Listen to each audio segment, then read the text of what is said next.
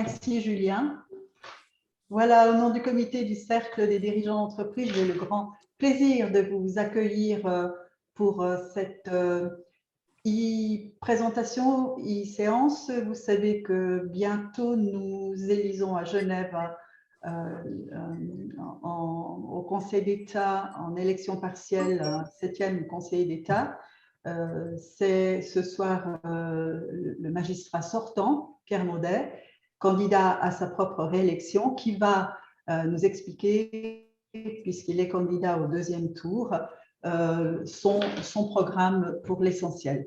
Avant qu'il commence et qu'il me permette de le remercier d'être là, je vous demande d'ouvrir vos micros, comme d'habitude, pour un bel applaudissement pour tous nos conférenciers. Merci d'être là, Pierre.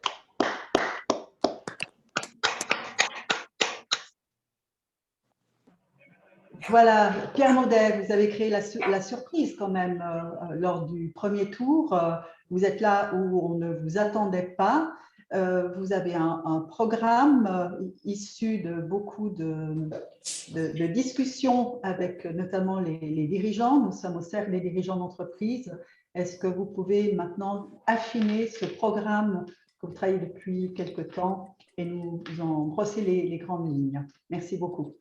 Merci Madame la Présidente, merci d'abord de votre invitation qui fait suite à la précédente. J'ai plus souvenir si c'était à fin janvier ou début février, mais ça me semble il y a une éternité. Quand on mène une campagne électorale, ça absorbe totalement. Mais il y a quelques petits points comme ça qui restent dans le rétroviseur. Et la soirée au Cercle des dirigeants d'entreprise, déjà en virtuel malheureusement, mais c'était comme ça en début d'année, reste un des moments où je pense avoir pu dialoguer avec des chefs d'entreprise et comprendre quelques points qui se sont révélés vrais ensuite. Ces points, j'y reviendrai tout à l'heure. Je pense notamment aux RHT, aux APG, aux difficultés administratives rencontrées par les uns et les autres.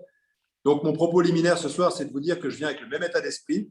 Je viens puiser de l'énergie chez vous. Je viens chercher le contact et identifier, partager avec vous des constats, identifier ce qui aujourd'hui pose problème. Mais évidemment, dans un état d'esprit un petit peu différent, puisque, vous l'avez dit, Madame la Présidente, il y a eu le premier tour. Ce premier tour dans un système nouveau, puisqu'à Genève, c'est récent, les élections en 2 tours. Jusqu'il y a une dizaine d'années, c'était un seul tour. Je me suis présenté à la partielle il y a 9 ans et j'ai gagné au premier tour, mais avec 40% des voix. C'était encore l'ancien système. Donc, dans ce système des 2 tours, qui est un petit peu bizarre et je ne suis pas sûr que les partis politiques l'aient bien compris. On a vu par exemple apparaître, sortir du chapeau une nouvelle candidate qui n'était pas au premier tour. J'ai eu un débat avec elle cet après-midi, je l'ai sentie très fraîche et motivée. Je me suis dit, bah, tiens, peut-être la prochaine fois, j'essaierai de faire directement le 2e tour, comme ça m'épargnera sur le premier. Mais pour dire que ce 2e tour, il est quand même assez particulier, puisque, comme on le dit dans les systèmes à 2 tours, au premier tour, on élimine, au 2e tour, on choisit. Et si au premier tour, il y avait 8 candidats, au 2e tour, il n'y en a plus que 4, même s'il y a une nouvelle. Et puis, des 4, il va falloir choisir et véritablement, les chiffres parlent pour ça. Vous avez 2 candidats principaux qui apparaissent, Fabienne Fischer, que vous recevez, je crois, la semaine prochaine, comme les autres candidats du reste, et votre serviteur, qui, et c'est peut-être le premier élément que j'introduis dans la discussion, ne représente pas forcément un camp de gauche ou de droite, même si on dit qu'il y a une candidate de gauche et un candidat de droite. Moi, je me revendique avec des racines radicales. J'ai un ADN de droite, mais je pense librement. Je reste le candidat indépendant que vous avez rencontré virtuellement en janvier. De la même façon que j'ai pu vérifier dans un débat récent avec Fabienne Fischer qu'on a une personnalité écologiste et que sur toute une série de points, je prends un exemple, je vais poser la question l'autre jour de la taxe poubelle, les favorables à la taxe poubelle, il n'y a rien de plus antisocial, et les socialistes ne sont d'ailleurs pas favorables à ça, qu'une taxe poubelle. Pourquoi? Parce que ça ne tient pas compte du revenu, ça tient compte d'autres éléments. Puis, dans une période où on a déjà de la peine à boucler les fins de mois, ce n'est pas très social de dire qu'on va encore charger la barque avec une taxe supplémentaire. Donc, premier élément que je voulais amener par rapport à ce 2e tour, c'est qu'il ne faut pas rester dans un schéma classique gauche-droite. Il y a de ça comme grille de lecture pour comprendre, mais pas que. Il y a aussi des enjeux un peu plus fondamentaux. Une relation, par exemple, à l'environnement, vous aurez peut-être des questions tout à l'heure, qui est très différente. Avec la candidate verte, on a une approche liée à la contrainte, aux interdictions, et donc peut-être une mise en œuvre plus rapide de la durabilité, mais plus contraignante. Avec moi, vous aurez une approche qui sera plus incitative, plus liée à l'idée de convaincre. Et puis, vous avez également dans ce 2e tour, c'est très particulier parce que ça dure 3 semaines, la confirmation d'intention ou d'intuition. Pour le dire autrement, le vote du premier tour, c'est un vote d'adhésion. Beaucoup de candidats, puis on essaye de faire adhérer à des valeurs, à des idées parfois un peu vaporeuses. Le vote du deuxième tour, c'est un vote de raison. Il y a des gens qui vont voter pour moi, mais qui ne m'aiment pas forcément. Mais qui vont voter pour moi parce qu'ils se disent que voilà, la perspective de planter des cardons sur le tarmac de l'aéroport, ce n'est pas exactement ce qu'ils imaginent pour le développement économique du canton. Ou bien qu'ils se disent, on est PLR, et puis on a l'impression que Pierre Maudet, il nous a quand même un peu pourri la vie, mais on estime que dans la balance générale des intérêts, c'est important qu'il puisse finir la législature, puis qu'on remette vraiment tous les compteurs à zéro dans 2 ans. Donc, ce vote du deuxième tour, dont on n'a pas forcément l'habitude, il va obéir à d'autres logiques. Ça ne veut pas dire que le programme est moins important, et je vais venir, chère Enza, Madame la Présidente, à la question que vous m'avez posée, à savoir quel est le programme maintenant. Mais cette introduction, c'était pour vous dire qu'il y a des choses qui ont quand même un peu changé. Et vous me demandiez si le score m'a surpris. Il ne m'a pas surpris dans la mesure où, au contact du terrain, j'ai senti qu'il y avait un élan et une volonté de me soutenir. Mais il m'a surpris dans la réaction des partis. J'ai l'impression que ma deuxième place et la première place modeste, parce que la gauche a quand même un réservoir plus large que 29%, montre qu'il y a un essoufflement à Genève des partis traditionnels. Les quelques jours qui ont suivi le premier tour ont démontré aussi que les partis pouvaient très vite se perdre dans des petits arrangements, pas tous très avouables, un peu compliqués, des billards à 2 bandes, des alliances difficilement traçables. Les Verts libéraux qui ont expliqué ce qu'ils faisaient, ça c'est logique, mais l'UDC n'a encore pas très bien compris pourquoi il présente un candidat qui donne aujourd'hui le sentiment de ne pas vraiment y croire, participer pour y participer. Et donc cette ambiance du deuxième tour, elle est plus tendue, il y a plus d'agressivité, mais il y a aussi, et c'est une exigence pour moi, beaucoup plus le besoin d'aller chercher les candidats sur le concret. Et donc je réponds maintenant à la question, quel est mon programme? Mon programme, il s'articule sur l'idée que dans la crise que l'on vit maintenant, et les gens l'ont dit dans les urnes, 50% de participation, ça n'est pas rien. 23% pour le candidat indépendant sans parti et sans grand budget, ça n'est pas rien. Les gens, ils veulent des solutions. Et ils veulent savoir dans quelle direction on va pour des mesures concrètes. Donc les candidats qui resteront dans le vaporeux, qui feront de la sculpture sur nuage, qui ne seront pas précis sur les coûts, sur les tenants et les aboutissants, je pense qu'ils vont perdre des voix. Et je l'ai vu dans un débat cet après-midi à la tribune, c'est très intéressant d'être poussé dans ces retranchements, moi le premier d'ailleurs, sur des aspects très concrets. Pour reformuler la question, on vote pour celui ou celle qui, le lendemain de sa prestation de serment, est capable, de façon très opérationnelle, très directe, en mettant les mains dans le cambouis, en allant prendre les commandes, de remettre l'économie sur pied dans les 2 ans qui viennent. Il y a grosso modo, je vous l'avais dit en janvier, 3 crises. Il y a une crise sanitaire, c'est mon collègue Mauro Poggia qui s'en occupe, sous la houlette de la Confédération. Il y a une crise économique, et pour le moment, il n'y a pas de pilote. Et puis, il y a une crise sociale, pour laquelle il y a en principe un pilote, mais ce n'est pas totalement certain. Et dans la chronologie, le sanitaire engendre l'économique qui engendre le social, mais ça nécessite une conduite, un pilotage et des mesures coordonnées. Et donc, ce que je propose, je rentre sur le programme, très clairement, c'est qu'on m'attribue, si je suis élu, un département de l'économie complet qui intègre la promotion économique, évidemment, même si c'est une petite équipe, qui intègre le domaine de l'emploi, le domaine de la caisse cantonale de chômage, donc la distribution des RHT et la notion d'agence de placement dans un contexte où le chômage va augmenter, la police du commerce, la police du travail, inspection des entreprises, très important, augmentation potentielle des abus, du travail au noir, de la sous-enchère salariale. Il faudra donc vérifier, contrôler, accompagner, encadrer. Mais aussi, et c'est nouveau, la formation professionnelle. Je pense qu'on a un enjeu énorme par rapport aux apprentis qui se trouvent en rade aujourd'hui, par rapport aux difficultés d'orientation qui existaient avant le Covid, mais qui, comme beaucoup de points problématiques, se sont encore accentués avec le Covid. Et on ne va pas pouvoir se payer le luxe de continuer de mal orienter les jeunes qui rentrent dans le monde du travail, donc la formation professionnelle. L'agriculture, c'est sympathique et un petit peu une image d'Épinal d'imaginer que ça relève de l'environnement et un peu de l'entretien du paysage. L'agriculture, la fonction de base, et c'est dans la Constitution genevoise, c'est sous chapitre économie, c'est l'approvisionnement du pays. L'enjeu maintenant, c'est de développer ces circuits courts, faire en sorte que nos agriculteurs, nos viticulteurs, ils trouvent dans la crise une occasion d'espérer et de rebondir. Et puis, au risque de vous surprendre, chers amis, c'est aussi la culture tout court. Pas parce que agriculture et culture vont bien ensemble, pas du tout, mais parce que je pense que la culture, et je développe volontiers s'il y a des questions tout à l'heure, ça va être un levier extraordinaire pour la relance économique. Un levier de créativité, un levier économique aussi parce que ça représente une part du PIB. Et je pense que la culture aujourd'hui doit être considérée comme un levier économique qui va permettre d'emballer l'ensemble des mesures du plan de relance que nous allons mettre sur pied. En d'autres termes, la personne qu'on doit élire le 28 mars, ce n'est pas juste un membre du gouvernement, c'est la personne qui, dans les 2 ans qui viennent, compte tenu du contexte compliqué, va relever le défi de la relance économique. Et c'est en ça que je pense être le plus adapté, le mieux placé pour répondre à ce défi. 3 exemples concrets de ce que je veux relancer. Parce que pour moi, dès le lendemain, ça démarre. Je considère qu'aujourd'hui, on a dans la population, et chez les jeunes en particulier, une véritable détresse psychique. En discutant encore avec le recteur récemment, il m'indiquait à quel point c'était difficile, douloureux et problématique, tout simplement au plan social, de poursuivre les cours uniquement par voie d'écran interposée. Je constate avec lui que les jeunes qui avaient des petits boulots n'en trouvent plus. Problème donc, de paiement de loyer, problème de capacité d'assurer les études, c'est juste dramatique. Et puis, de manière plus générale, dans la population, on a le sentiment d'avoir eu des sacrées restrictions à nos libertés et c'est difficile à avaler. Or, on va vers la période estivale et les gens ont besoin de se rencontrer, de se retrouver. On va faire le pari que le vaccin va contribuer à augmenter l'immunité collective. Et donc, mon premier projet, c'est de dire, du 21 juin au 21 septembre, durant toute la période estivale, on ne laisse pas juste aller les choses, on les organise avec les milieux événementiels, avec les milieux culturels, avec les nombreux jeunes qui ont fait une formation dans les métiers de l'accueil, de l'hôtellerie, de la restauration. Nous mettons sur pied, durant l'été, à Genève, une série de manifestations, d'expositions. On réquisitionne les quais de la Rade pour ça, mais pas seulement, on va aussi dans l'arrière-pays genevois, pour se redonner une certaine fierté de notre ville. Tout ça selon des principes Corona Safe.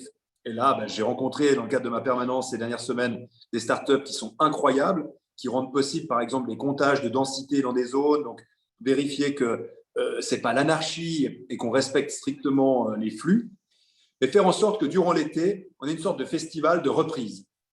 On passe l'épaule. Le Covid n'aura pas disparu, on devra vivre avec, mais on l'amadoue, on l'apprivoise et on retrouve le plaisir d'aller au concert, d'aller au bord du lac, de socialiser avec les conditions qui sont celles qu'on connaît aujourd'hui. On n'aura plus jamais de salon de l'auto comme on a connu par le passé avec des allées où on peut aller, venir, se mélanger, etc. Ça va être des flux, ça va être un peu plus cadré, mais il faut relancer le secteur événementiel, le secteur de la culture, le secteur de la rencontre et de l'accueil. Premier projet. Deuxième projet, très important notamment pour les indépendants et pour les petits artisans, je propose de transposer à Genève ce qui se fait déjà étonnamment dans un pays très libéral que sont les États-Unis d'Amérique, c'est le Small Business Act. L'idée qu'on peut, particulièrement en temps de crise, s'affranchir un tout petit peu, à hauteur de 15%, des sacro-saintes règles de financement des marchés publics qui veulent que c'est le moins-disant qui obtienne systématiquement les marchés.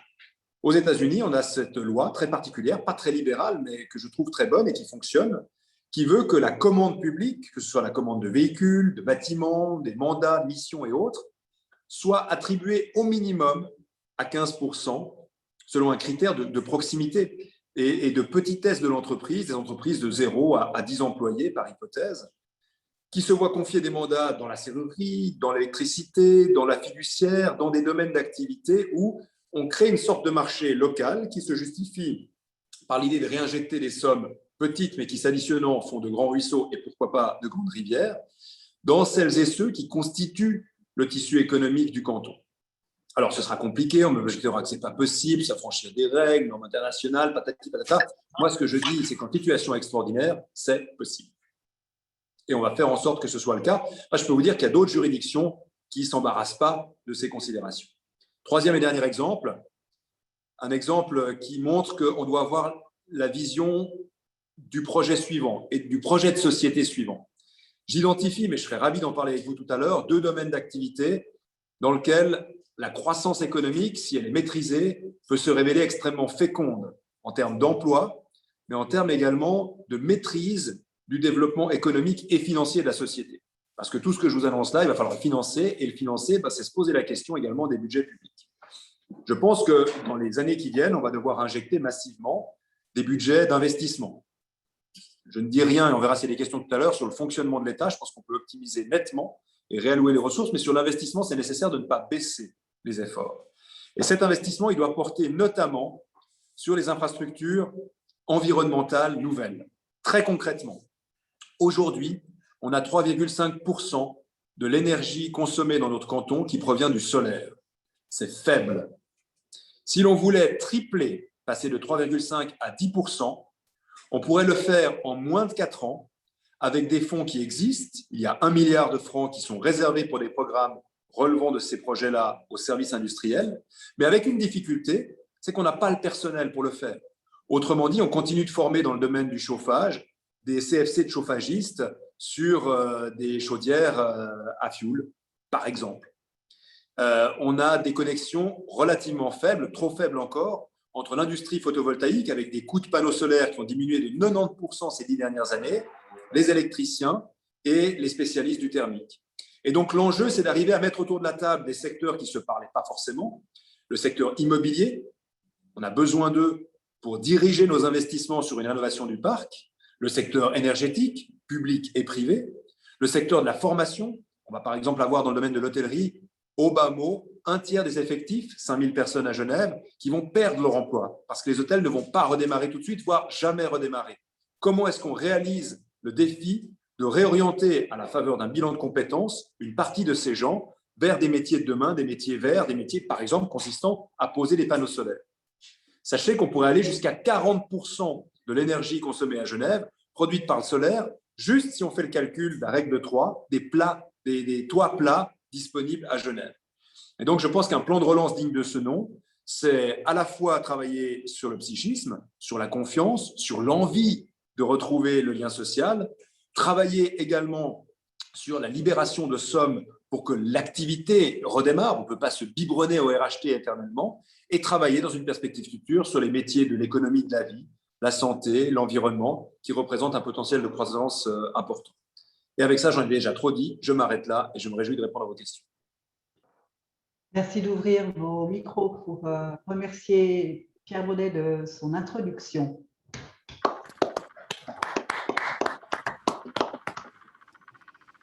Merci Pierre Baudet. Pour poser vos questions, merci de faire un petit signe, soit en levant la main, vous savez, dans les réactions, ou alors d'écrire votre question, et cela me permettra de vous donner la parole. Permettez-moi, Pierre Baudet, quand même une question que beaucoup peuvent se poser. Comment se passera le premier jour d'entrée avec vos collègues anciens et futurs et nouveaux peut-être, lorsque vous pourriez retrouver votre fauteuil de conseiller d'État, et quel département pensez-vous pouvoir accéder? Alors, ce ne sera que les collègues anciens, fatalement, puisque c'est une élection partielle uninominale. Le département que je revendique, vous l'avez compris, c'est le département qui n'existe pas aujourd'hui, qui n'existait pas encore récemment, puisque je n'avais en guillemets que la promotion économique, qui est un vrai département de l'économie. Je pense qu'on doit structurer nos départements et orienter l'action publique en fonction des enjeux du moment. Alors, il ne faut pas changer tous les mois, mais je peux vous garantir que dans les 2 ans qui viennent, l'enjeu économique il sera bien réel. Et donc, j'annonce la couleur, je le fais ce soir, je l'ai fait dans la presse. Je souhaite, si je suis élu, mais évidemment, ça dépend du bon vouloir des 6 autres, occuper la place de ministre de l'économie. Parce que je pense que c'est là que j'ai une valeur ajoutée. C'est là, je l'ai démontré sur des dossiers comme Papyrus, sur des dossiers sur l'inspection paritaire des entreprises, sur des dossiers récents, le dossier Vesta, donc ces accords sur les exonérations de loyers pour les baux commerciaux, que j'ai une capacité de mettre des partenaires publics et privés autour de la table et de trouver des solutions. Puis j'aime ça, j'aime négocier. J'ai aussi cette connaissance du tissu qui s'est accrue dans la dernière année, du tissu industriel et économique. Donc, je vais plaider ça. Maintenant, l'ordre institutionnel veut que le Conseil d'État est souverain et qu'il décide d'attribuer les départements selon son bon vouloir. Ce qui est certain, c'est que si je suis réélu, on ne peut pas me donner un espèce de confetti. Il faut qu'il y ait un équilibre en termes de poids départemental, de poids financier, de poids en termes de nombre de fonctionnaires, de grandes régies publiques, etc. Mais moi, je fais le pari, et je le fais d'autant plus volontiers que je connais bien mes collègues, parce que chaque 5 ans, c'est ça, on remet les compteurs à zéro, que si je suis élu, eh bien, on passera à une étape suivante, qui est une étape que je souhaite pacifier, apaiser, mais aussi rééquilibrer. Je ne vais pas être plus doux dans mes critiques internes parce que je pense que, et c'est un des défauts du déséquilibre qu'on a connu ces 2 dernières années, qu'il y a des spirales de coûts qui sont reparties, que je n'ai pas été écouté sur un certain nombre de dossiers. Donc, je vais me battre sur mes options. Mais je vais, comme je l'ai fait ces dernières années, être extrêmement attentif à la collégialité. Je n'ai rompu que 3 fois la collégialité ces dernières années, alors sur des objets majeurs, hein, les objets budgétaires. Mais donc, je vais prendre des engagements vis-à-vis de mes collègues pour que ça se passe bien. Maintenant, je finis là-dessus, Enza, je ne vais pas être trop long. La réalité, on l'a vécu dans cette législature, c'est que le travail transversal et en commun, indépendamment de moi, il ne s'est pas fait énormément. On a encore beaucoup trop, mais c'est le système qui veut ça, une juxtaposition de différents départements. Et je suis de loin pas celui qui a le moins travaillé à créer de la transversalité. Donc, mon souhait, c'est que dans les 2 ans qui viennent, on puisse beaucoup plus identifier des objets transversaux. Exemple, le numérique, ça touche tout le monde, et puis avoir un pilotage de ces dossiers par projet. Est-ce que ça répond à votre question ou bien est-ce que vous avez l'impression que je vous enfume? Non, merci Pierre Maudet. Non, on entend l'envie de collaborer, en tout cas ensemble, et on ne peut que s'en réjouir. Alors, dans l'ordre, Guy Anastase a une question. Bonsoir Pierre. Bonsoir Guy. Alors, vous avez dit très justement, dans le premier tour, on élimine et dans le deuxième, on choisit. Alors, en fait, on choisit, moi je choisis, alors d'une part, la personne, c'est-à-dire l'homme ou la femme, et puis dans un deuxième choix, c'est les projets sur lesquels il ou elle s'engage. Alors, vous l'avez bien expliqué, vos projets. Moi, ce qui m'intéresse, c'est l'homme. Et en fait, quels sont les ressorts psychologiques qui font que vous vous maintenez dans une dynamique extrêmement puissante, vous avez un moral d'acier. Donc, qu'est-ce qui, chez l'homme, profondément, sont ces ressorts psychologiques et comment ces ressorts psychologiques, vous allez les mettre au service de votre futur mandat? Waouh, ça c'est de la question, Guy. Alors, un des enseignements, une des leçons que j'ai apprises de ce qui m'est arrivé, c'est que le pouvoir isole, ça c'est pas nouveau, mais que pour de bons et de moins bons motifs, les bons motifs c'est qu'on veut se protéger, les moins bons motifs c'est qu'on est orgueilleux et qu'on pense qu'on est au-dessus de tout le monde. On se crée facilement dans une fonction exécutive une cuirasse où on se met en situation de forteresse assiégée. Puis on finit par s'alimenter sur l'idée qu'on peut tenir comme ça. Et puis on voit pas, on n'écoute pas assez, on voit pas arriver les vrais boulets et un jour tout s'écroule. Donc, au risque de vous surprendre, paradoxalement, je peux apparaître comme très fort et très résilient et très déterminé, mais en réalité, je suis plus ouvert et à l'écoute que jamais, de mon point de vue. Alors, certains diront, il est dans le déni, blablabla. Bon, j'ai admis toute une série d'erreurs, j'en ai tiré mon parti, et en fait, pour répondre à votre question, j'essaye d'orienter mon énergie. Et j'ai dû, ces 2 dernières années, orienter mon énergie pour me défendre, ce qui n'était pas naturel. Mais cette énergie, j'ai le sentiment que je peux assez facilement la réorienter sur autre chose. C'est-à-dire que si l'arbitre suprême, qui est le peuple, dit « Non, mais nous, on a confiance, on ne veut pas des oies blanches, surtout en période de crise, on pense que c'est mieux d'avoir des gens qui ont peut-être quelques cicatrices, qui ont reconnu ce qui n'a pas joué, mais la pureté, le mythe de la pureté, on n'y croit pas. Et donc, on fait confiance, on donne une deuxième chance. » Et c'est très clair la question qui est posée au peuple. Si la réponse c'est oui, ben, je me sens à la fois légitime et en même temps encouragé à réorienter toute mon énergie sur ce pourquoi je suis élu, c'est-à-dire accomplir un mandat en faveur d'économie. Après, je suis un être humain, je ne peux pas vous dire que ça et là, je n'aurais pas quand même un petit sentiment de revanche, mais c'est ni revanche ni rédemption. Je ne vais pas chercher le pardon. Je suis un politicien laïque, je crois à la laïcité, je me suis battu pour la loi sur la laïcité. J'ai ma dimension spirituelle, ça fait maintenant mon jardin secret, je la garde pour moi, mais donc je ne pense pas que je vais chercher la rédemption, même si j'observe au contact des électeurs que selon l'origine confessionnelle, il y a des réactions très diverses en termes de pardon ou pas pour les fautes commises.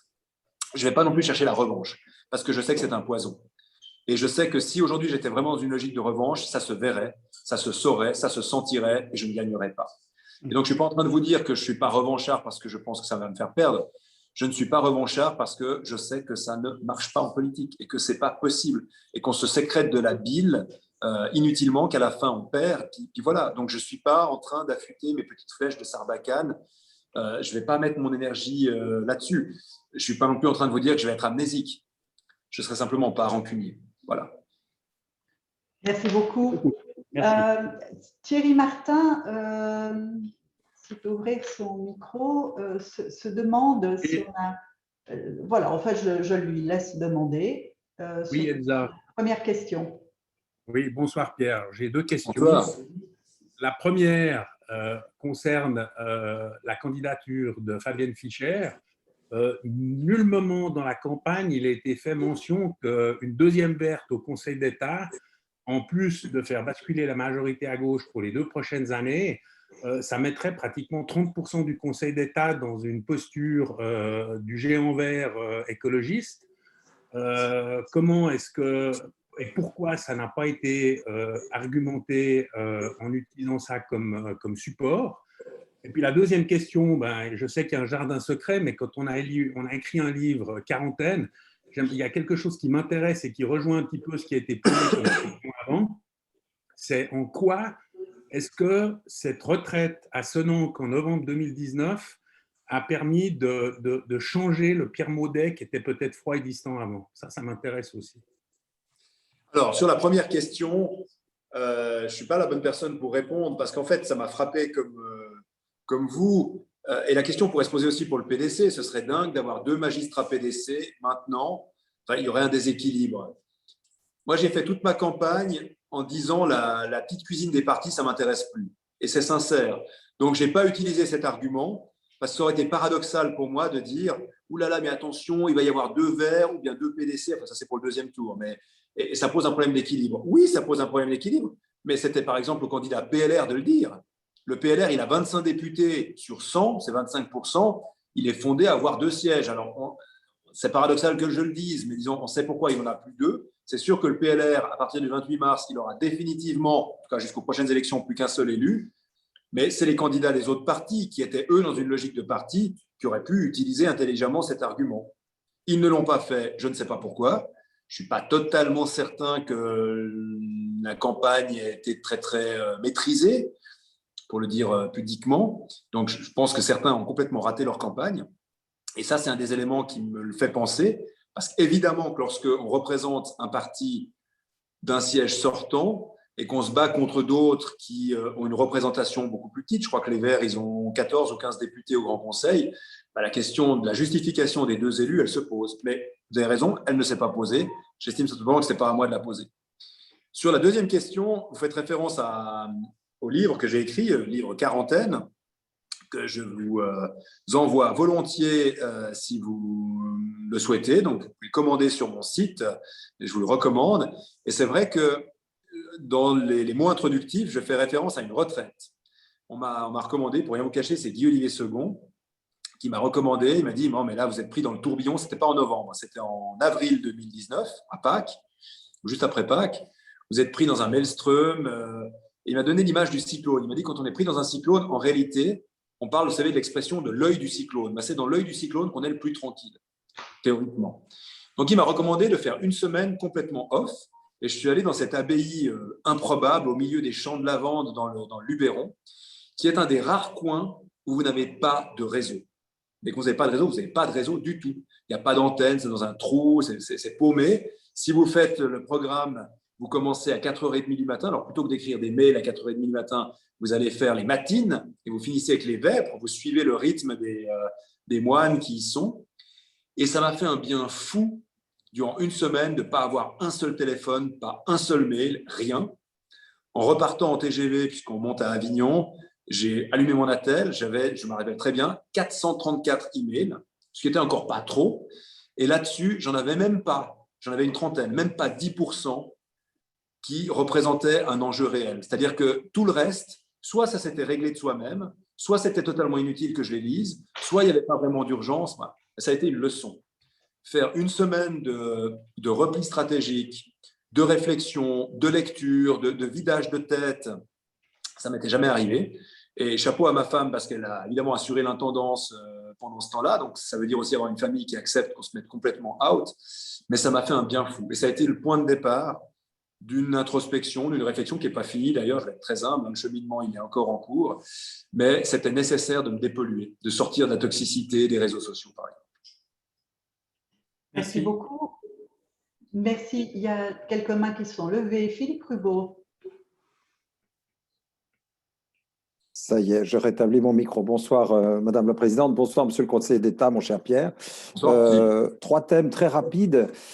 Sur une échelle de 1 à 10, gestion des finances publiques, est-ce que la dette est une priorité sur une échelle de 1 à 10? Deuxième question, gouvernance publique, est-ce que la fusion canton et ville est-elle une priorité sur une échelle de 1 à 10?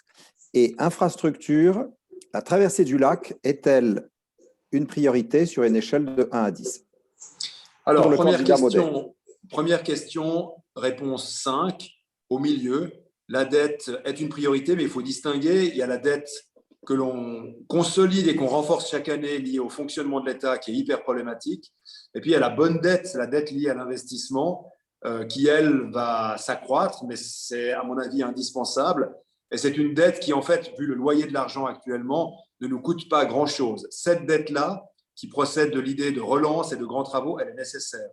Mais elle doit s'accompagner, et on n'en prend pas le chemin, vous l'avez compris, d'une limitation des dépenses de fonctionnement. Un récent rapport du service d'audit interne a montré que, par exemple, pendant la crise, on a eu 4% de l'effectif dans certains départements qui étaient totalement inoccupés. Et parce qu'on n'était pas au clair sur cette situation, on n'a pas pu les réorienter sur une activité, par exemple, venir en renfort à la caisse cantonale de chômage pour délivrer les prestations. C'est inadmissible. Et donc, on a des arbitrages qui sont possibles. On a, à mon avis, une capacité d'améliorer, d'optimiser le fonctionnement de l'État. Je me suis opposé à mes 6 collègues, et je l'assume totalement, sur le vote du budget 2021. C'était 500 postes de plus. C'est juste du délire dans la période actuelle. Donc, la dette doit être une priorité, mais pas la principale. Il faut distinguer la dette investissement de la dette fonctionnement.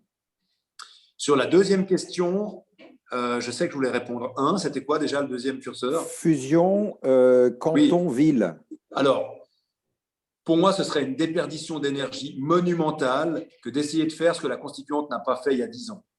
La dernière analyse sérieuse qui a été faite sur la superposition des compétences ville-canton, c'est un journaliste du Temps, il y a une vingtaine d'années, qui s'appelait François Longchamp, qui avait fait une analyse très, très sérieuse, comme il était journaliste au Temps, et qui avait montré que l'économie immédiate, réelle, était de l'ordre de 30 millions, une paille, mais qu'ensuite, il y avait des effets potentiellement importants de diminution des frictions et des tensions.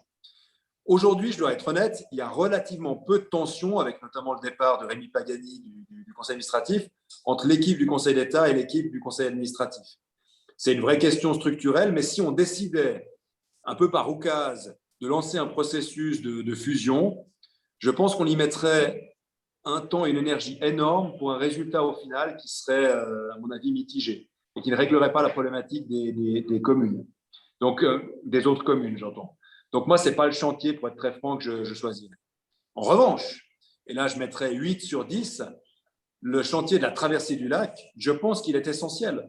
D'abord parce qu'il participe de l'idée des grands travaux.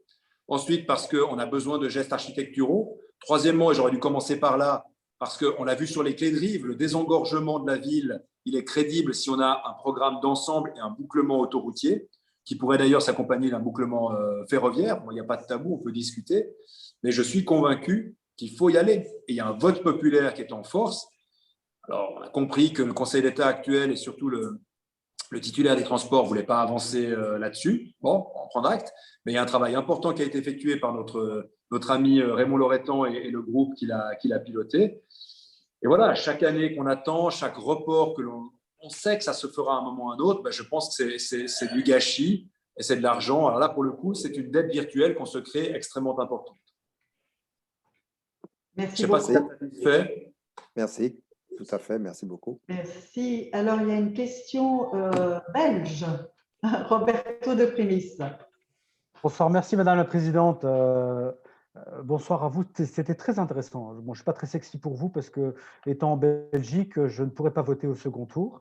Mais j'ai quand même quelques questions qui me semblent intéressantes. La première, c'est quand même, donc avec beaucoup de plaisir, j'ai remarqué que vous avez une vision sur le moyen et sur le long terme. Ça fait plaisir d'entendre un homme politique qui se met dans cette direction-là et c'est important aussi pour Genève.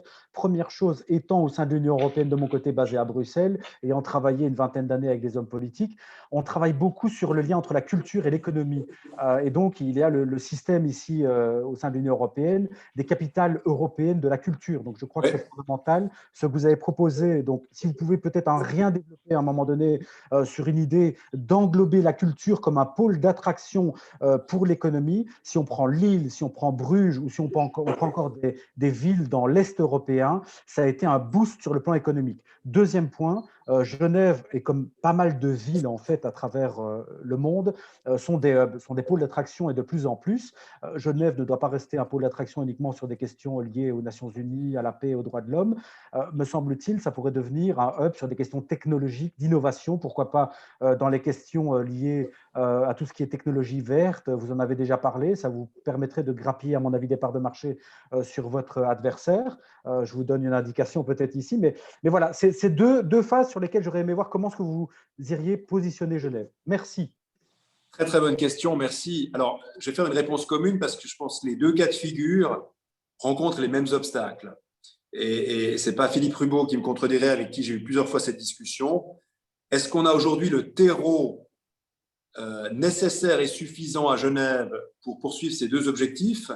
À mon avis, non. Et je ne suis pas sûr qu'on ait les moyens de nos ambitions. Pour le dire autrement, mais on peut prendre le problème par deux bouts. Si aujourd'hui on devait décréter Genève ville capitale de la culture, on devrait être amené, comme l'ont fait beaucoup de villes, à dire bon, on va orienter toutes nos forces, on va mettre des budgets, etc., pour être au rendez-vous le jour dit et être à niveau, par exemple, et c'est ce qui nous manque aujourd'hui, avec un geste architectural fort dans le domaine culturel. Ce geste, ça pourrait être la Cité de la musique, qui est un magnifique projet qui va être soumis en votation populaire, malheureusement de nouveau, que pour les citoyennes et citoyens de la ville de Genève au mois de juin. Si c'est non, ben, c'est un peu le même coup d'arrêt qu'on a connu pour la rénovation du musée d'art et d'histoire il y a 5 ans de ça, avec un projet qui était nettement moins ambitieux, disons-le franchement, puisqu'il épousait les mêmes formes que le bâtiment actuel, avec quelques gabarits dépassés. Mais donc, ce que je veux dire par là, c'est qu'il faut se demander, dans une logique ville européenne de la culture, est-ce que ça peut déclencher l'enthousiasme, canaliser les moyens et générer ce que d'autres villes ont vécu, c'est-à-dire être au rendez-vous à l'heure avec un beau programme, ou bien est-ce qu'il faut comme préalable que l'on ait réalisé précisément une amélioration du terreau et une réorientation sur la culture? Je pense qu'aujourd'hui, ce serait un pari risqué que de dire on va chercher cette candidature et on l'obtient parce que les systèmes de droit politique suisse, la conjoncture économique fait que ça va être le test au mois de juin. La Cité de la musique, ce n'est pas garanti, hein, loin s'en faut. Idem sur la question des technologies. Alors moi, je connais bien ce secteur des startups. On est très, très fort dans le biotech, mais on l'est, il faut être honnête, parce qu'on travaille bien avec le canton de Vaud, qui représente une forte aimantation aussi. On est fort de plus en plus, et c'est une vraie satisfaction parce qu'on a investi là-dessus dans les fintech. Mais là, il faut être franc, on n'a pas besoin de l'État. C'est beaucoup les acteurs privés, et tant mieux, qui se sont réveillés un peu tardivement, les banques, mais qui maintenant sont au rendez-vous. L'ambition, ce serait d'être fort maintenant sur les green tech. Mais quand on se compare à ceux qui sont actifs là-dessus, honnêtement, on ne régate pas. Je cite un exemple. Une très, très belle boîte dont je ne citerai pas le nom, mais que je suis depuis un moment, active dans l'hydrogène. Tout le monde parle de l'hydrogène. Depuis un an, c'est fou, les crédits qui sont libérés. Ben, on a ces compétences à Genève. On a un beau projet lié à la mobilité, qui n'est pas le projet de la Fondation Nomade, qui est un autre projet.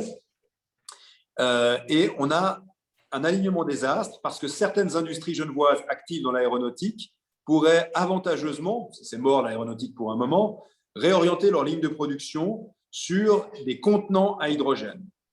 On a un besoin de 7 à 800 000 francs d'investissement privé, parce qu'investissement public, on oublie, avec les INP, les normes, les machins, c'est impossible, ce qui est d'ailleurs aussi un problème.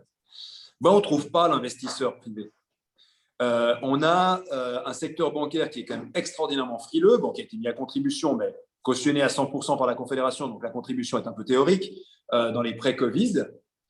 Et donc, l'appétence au risque, le fait le métier de la banque à la base, c'est du leverage, c'est du levier. Et là, c'est la compliance qui a remplacé à peu près tous les banquiers, je caricature, mais il y a un peu de ça, fait qu'aujourd'hui, si je voulais positionner, admettons que j'ai les clés du marketing territorial de Genève, et je positionne Genève comme la capitale Green Tech, mais de nouveau, je n'ai pas les moyens de mes ambitions.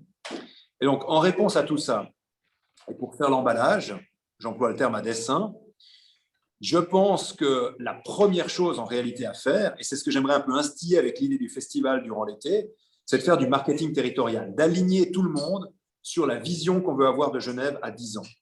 Pour moi, cette vision, elle est très claire, on l'a posée. C'est 3 assets, 3 atouts. C'est une ville d'eau. Genève est une ville d'eau, c'est le jet d'eau, c'est le lac, c'est un écrin, c'est juste extraordinaire. Deuxièmement, c'est l'horlogerie. L'horlogerie, c'est la mécatronique, c'est la mécanique, c'est la complication, mais c'est aussi l'esthétique, c'est finalement une bonne partie de l'ADN du monde. Et c'est les sciences. On est dans une société, on le voit avec le Covid, où on a besoin de comprendre. On a le CERN qui va représenter avec l'ouvrage de Renzo Piano, 70 millions d'investissements, son portail des sciences, un potentiel de 400 000 visiteurs par année.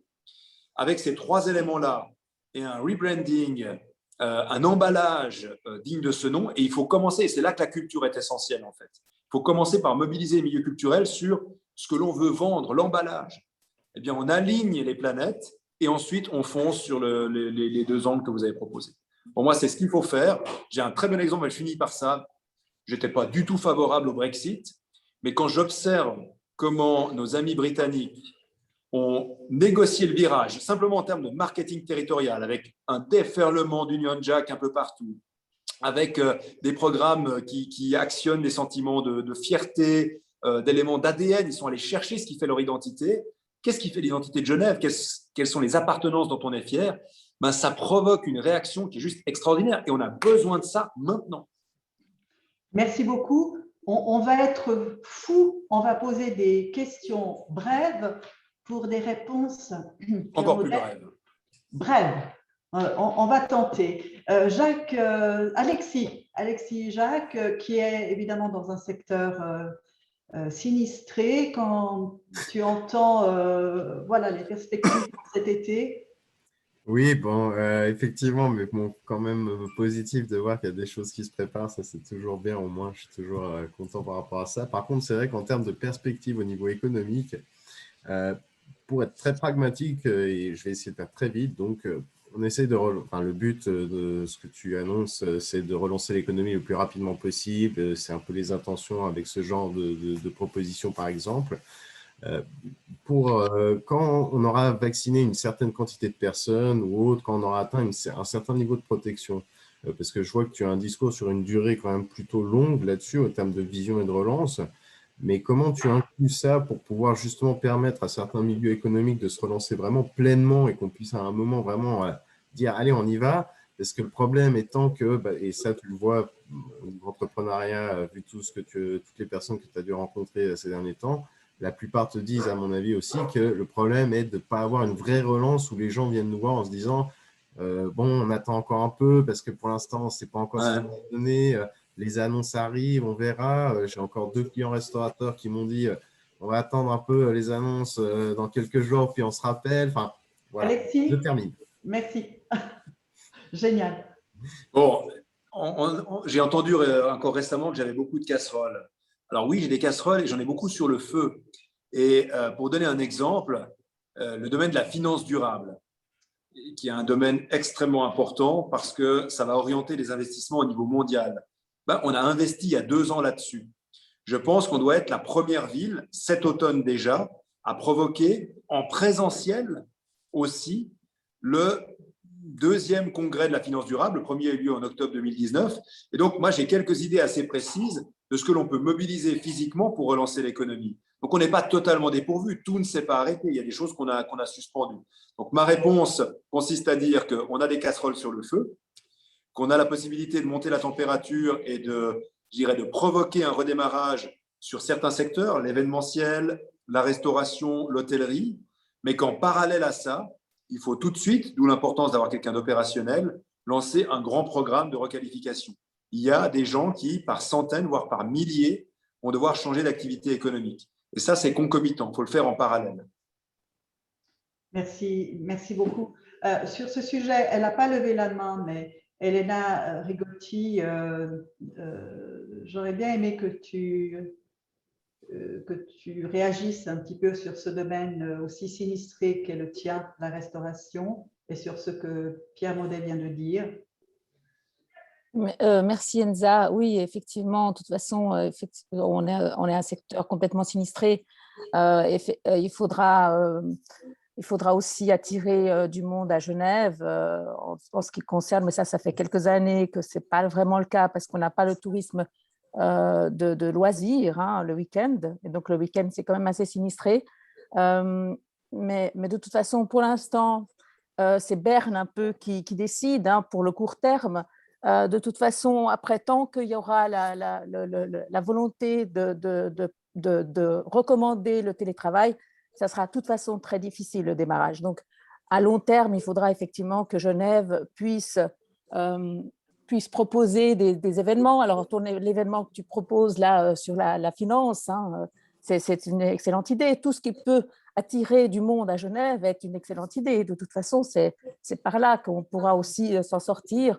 Après, tu parlais aussi de la formation, de la reconversion professionnelle des jeunes, enfin des personnes qui travaillent dans l'hôtellerie et la restauration, mais il faudra aussi penser à la reconversion des dirigeants d'entreprise et des indépendants.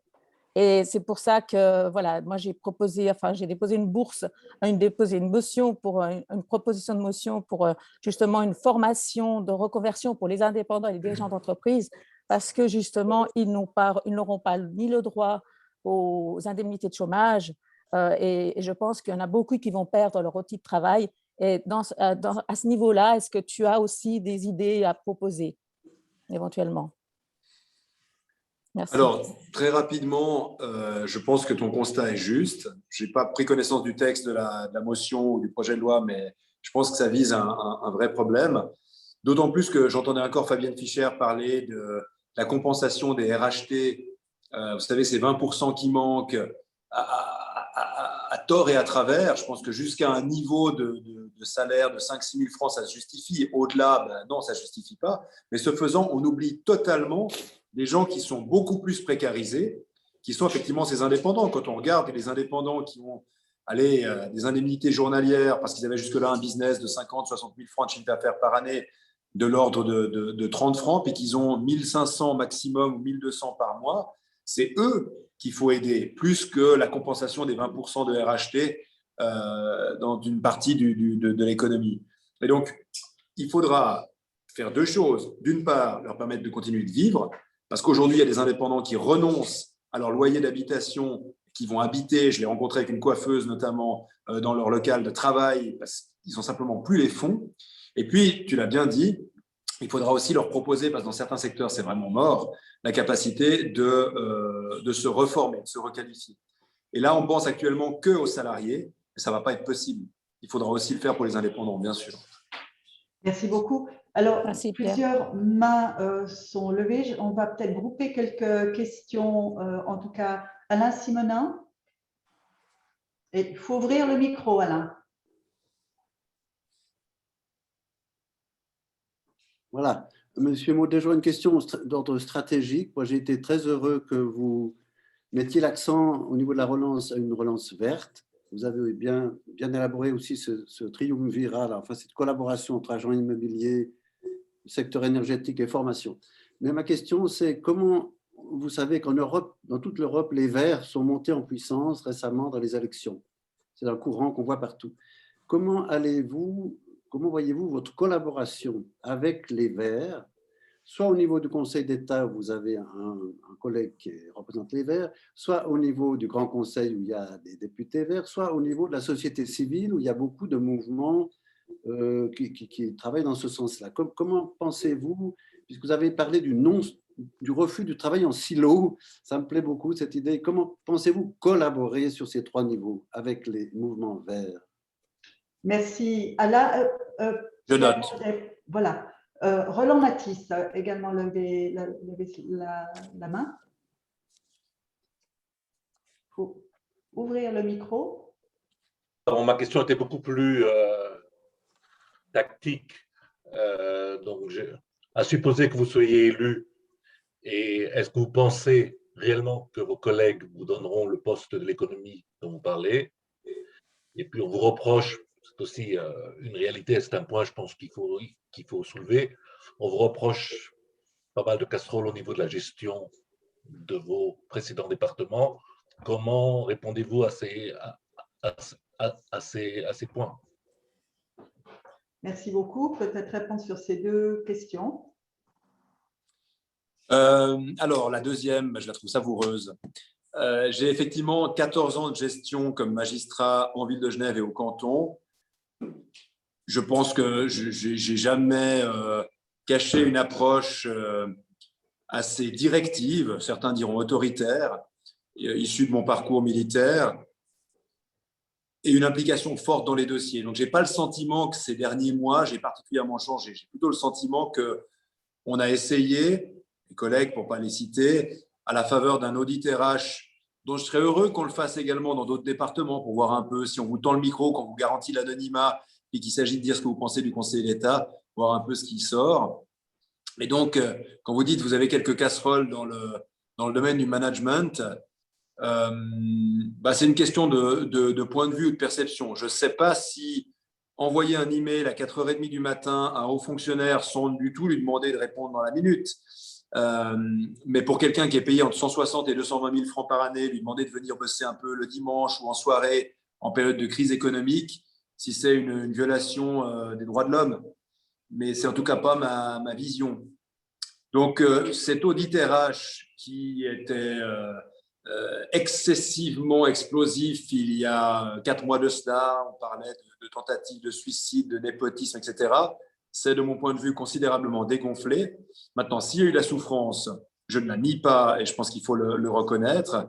Je pense que je peux m'améliorer dans le management, mais je pense aussi qu'en me confiant avec l'énergie qu'on me connaît, et l'expert l'a du reste dit, un tout petit département avec un petit nombre de collaborateurs qui tout d'un coup se voit chargé de la réaction à la crise économique la plus grave qu'on ait connue de ces dernières années, fatalement, il allait y avoir à un moment une tension. Comment est-ce que j'envisage un retour? Alors, l'expert a préconisé que les quelques personnes, une vingtaine vraisemblablement, qui ont très mal vécu cette période, ne me soient plus subordonnées. Il faudra, cas échéant, donc qu'ils soient déplacés. Mais c'est possible. On a 17 000 postes à l'État. Donc, je pense qu'on doit trouver des moyens de replacer intelligemment, utilement un certain nombre de personnes. Comment est-ce que mes collègues vont le vivre? Écoutez, au bout d'un moment, le peuple est l'arbitre suprême. Je vous l'ai dit tout à l'heure, je ne viens pas dans un esprit de revanche. Moi, je suis dans une logique de construction. S'ils estiment que parce qu'il y a cet audit qui est sorti, je ne peux pas reprendre l'économie, ce que n'a pas dit l'expert, et qu'il faut confier autre chose, je me plierai à la décision. Si mes collègues estiment qu'à 2 ans de la fin de la législature, il faut me confier, je sais pas, la santé, l'instruction publique, par hypothèse, je ne sais pas, les finances, eh bien, je m'acquitterai de cette tâche-là parce que c'est les institutions qui le veulent. Ce que je souhaite, c'est qu'on ait simplement des politiques publiques clairement attribuées, de poids équivalents, qui permettent de sortir du dysfonctionnement du collège généré par le déséquilibre. Je ne sais pas si j'ai répondu. Merci beaucoup. Ouais. Sur les verts. Voilà. Sur les verts, j'ai des expériences variables avec les Verts. Je trouve que c'est un mouvement et pas un parti qui, à la base, a secoué utilement les choses. Puis c'est devenu petit à petit un syndicat d'élus. Et aujourd'hui, j'ai le sentiment qu'il y a en fait des clivages au sein de la gauche extrêmement forts. J'ai posé la question l'autre soir, vous avez peut-être vu le débat de l'Aimant Bleu, la question qui est clivante mais intéressante de la taxe poubelle. La taxe poubelle, ce n'est pas social du tout. Alors, ça peut être un moyen pour atteindre un objectif environnemental. Ça l'a été dans la plupart des cantons. Je crois que tous les cantons suisses l'ont adapté, sauf Genève. Mais on a une césure majeure chez les Verts qui estiment que les taxes incitatives, et il y a une ribambelle de taxes qui sont envisageables et envisagées du reste par la candidate, je trouve que ça pose un problème parce qu'aujourd'hui, progresser en matière environnementale présuppose, depuis la crise des Gilets jaunes, notamment chez notre grand voisin, une plus grande adhésion sociale. On n'a pas tous les moyens de s'acheter un véhicule électrique pour décarboner notre situation familiale. Donc, partir d'une logique qu'on va augmenter la taxation des véhicules les plus polluants parce que les plus anciens, ce n'est pas forcément la réponse qu'on attend en période de crise. Donc, les Verts ont pu, par le passé, ils le sont moins maintenant, être un vivier d'idées. C'est en principe des gens avec qui on peut discuter, mais je connais aussi un certain nombre d'idéologues chez les Verts avec lesquels c'est compliqué. Puis, confrontés à la réalité du pouvoir, et c'est là que je vois au Conseil d'État les choses, j'observe qu'on a une certaine élasticité, ce qui peut être une bonne nouvelle, comme une mauvaise, parce que c'est bien d'avoir des partenaires qui ont une colonne vertébrale aussi. Et de ce point de vue-là, moi, je suis alors très radical socialiste, bien à droite, mais habitué à avoir dans le partenariat politique des gens qui savent où ils se trouvent et puis avec qui on a un historique commun, parfois de confrontation et parfois de communication. Il a quand même placé le vote socialiste. Mais, merci beaucoup. Eh bien, on va, d'après ce que je vois, terminer un peu sur deux questions femmes. Voilà. Alors, on va les prendre ensemble. Anastasia, on ne te voit pas. Si tu veux quand même poser vite ta question. Merci. Il faut ouvrir le micro, bien sûr. Le micro, bonsoir. Merci pour tout Bonsoir. ça. Alors, moi, j'ai une autre question, parce que si vous êtes élu, c'est clair l'opinion du peuple. Ça veut dire que le peuple aimerait que vous êtes en charge de l'économie. Comment les autres conseillers d'État pourront refuser ça si on dit que la démocratie, c'est le gouvernement du peuple? Alors,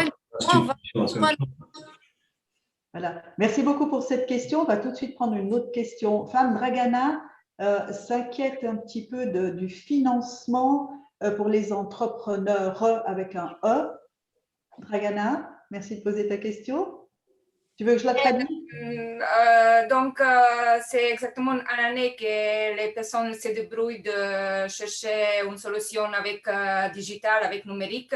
Et donc, je me suis lancée dans le numérique seule en pleine crise économique à Genève, sans aucun soutien à fonds perdus. Mais au moins, j'ai essayé tout avec Fongit, avec tout aide pour start-up d'État. Mais comme je suis une seule personne, je n'ai pas le droit d'avoir le statut de start-up et j'aimerais bien que vous changiez les lois qu'ils ont avant la crise économique et avant la Covid. Donc, par rapport à les entreprises individuelles, parce que plus en plus, les personnes, les jeunes, ils se débrouillent à faire une activité individuelle à la maison. Et donc, j'espère que l'État va soutenir cette initiative. Merci beaucoup, Dragana. Alors, Pierre Maudet, peut-être répondre à ces questions. Et puis, nous sommes déjà à la fin. Enchaîner par une conclusion. Alors, la première question, on ne peut pas forcer mes collègues, à chacun ses responsabilités. Le peuple décide qui fait partie du gouvernement et le gouvernement, c'est sacré, décide en son sein qui s'occupe de quoi. Peut-être que, à la faveur des élections, si je suis réélu, l'intelligence collective du collège, le lendemain de l'élection, nous commandera de rebattre plus globalement les cartes, puis de dire non, mais finalement, pour toutes sortes de raisons, dans le secret de nos discussions, on a une autre solution à vous proposer. Moi, je ne sais pas. Ce que je sais en tout cas, c'est qu'aujourd'hui, il y a besoin d'un discours et d'un portage politique sur l'économie. Et je souhaiterais être celui qui s'en occupe ensuite, mais je respecterai la décision du collège. Sur la deuxième question, vous avez totalement raison. Mais ça va même au-delà. Ce que vous avez vécu durant une année, ce calvaire parce que vous êtes indépendante, de ne pas avoir accès aux aides, beaucoup vont le vivre parce qu'on va avoir une modification quand même substantielle de la forme de travail. Je le vois chez les jeunes. On a des jeunes qui ont envie de travailler. Il n'y a pas de débouché salarié. Ils vont se lancer comme indépendants avec les risques et les chances. Les risques, c'est un travail précaire, c'est finalement manger de la vache enragée durant des années, c'est aussi prétériter peut-être une partie de la formation qu'on a faite. Donc, on doit aujourd'hui, d'urgence, réfléchir au statut d'indépendant, à la façon de respecter l'idée que c'est la vocation profonde d'un entrepreneur que de partir comme indépendant, mais de le protéger aussi en termes d'assurance sociale et en termes d'aide. C'était votre question. Oui, on a une inégalité de traitement parce qu'un indépendant qui se met en SARL, il obtient une aide. Un indépendant qui reste en nom propre, il ne l'obtient pas pour la même activité. Et là, je crois beaucoup à la création de plateformes, à la mutualisation de services, au fait que des indépendants, aussi dans des hôtels d'entreprise, puissent se retrouver, bénéficier de prestations et véritablement répondre à cette envie de lancer une activité ou un business propre. On va avoir de plus en plus, vous connaissez Enza, le mot, des slasheurs, donc des jeunes qui ont une activité, slash une autre, certaines de ces activités salariées, d'autres indépendantes. L'enjeu aujourd'hui, c'est au niveau politique d'arriver à protéger ces personnes, à faire en sorte qu'elles puissent s'épanouir dans des jobs différents, avec des temps partiels, avec une partie peut-être plus tranquille, celle de salariés, une partie plus innovante, plus dure et plus risquée, celle d'indépendante. Et moi, je me réjouis de me lancer dans ce débat-là, parce qu'il y a des modèles qui existent, mais il faudra innover. Il s'y voit déjà. C'était la conclusion, Pierre Maudet? Mais ça peut être une forme de conclusion, oui, si ce n'est de vous remercier de votre écoute, de votre confiance, d'infirmer ce que je viens d'entendre. Non, je ne m'y vois pas déjà. Je m'y projette, mais rien n'est gagné. Le vote de chacune et de chacun est importante. Et puis ce vote, il est d'autant plus important que son ampleur déterminera aussi la portée d'un soutien ou pas à la politique que je veux mener. Donc c'est loin d'être joué. Il y a beaucoup à faire, beaucoup à convaincre. Et dans tous les cas de figure, même si ce n'est pas pour moi, allez voter, parce qu'on a besoin maintenant de cette démocratie qui est un système qui ne s'use que si l'on ne s'en sert pas. Pierre Maudet, merci beaucoup. Merci d'ouvrir au micro pour remercier Pierre Maudet de son intervention de ce soir.